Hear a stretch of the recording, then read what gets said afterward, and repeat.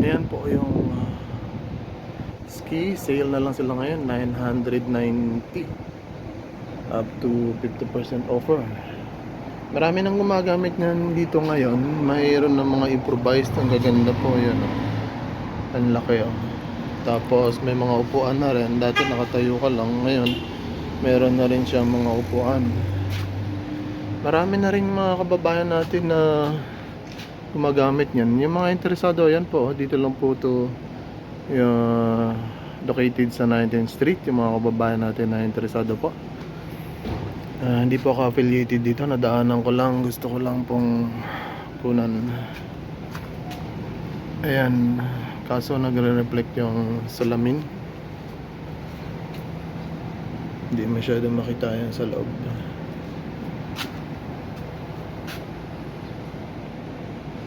Napakatahimik po ng lugar kasi dahil nga holiday, yung mga tao natutulog pa, nagpapahinga, mamaya pa yan sila maglalabasan sa hapon or sa pag naggabi na. Kaya subukan din natin kumuha ng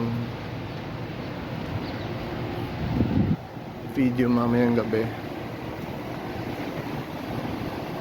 para makita natin kung ano po ang itsura ng kalsada, kung ano mga meron natin i-share sa inyo.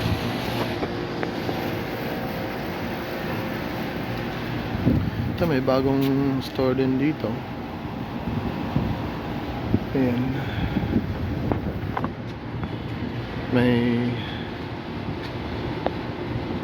fruits and vegetable stand dyan, pero meron akong binibilhan doon sa Banlunan ng accommodation namin. Mas marami siyang tinda at mas mura.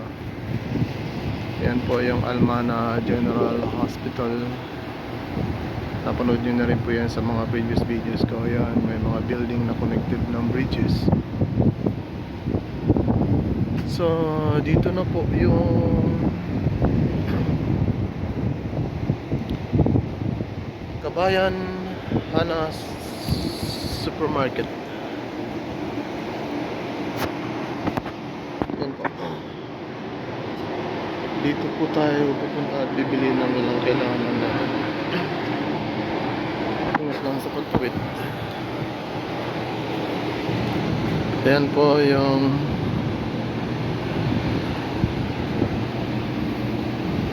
Almana Medical Tower. Dito yung entrance. Kunan natin saglit para makita nyo din po.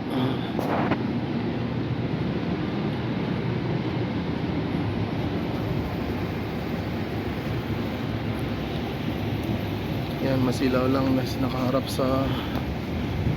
tayo sa araw. Yan po yung outpatients entrance.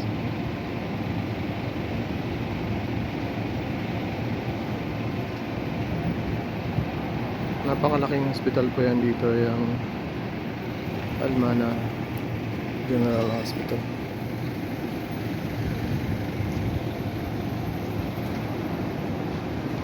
Yan, tara po. Pasok na tayo sa Kabayan. Pasok na po tayo sa Kabayan para mamili ng mga bubiya rin dito. Dito na almusal.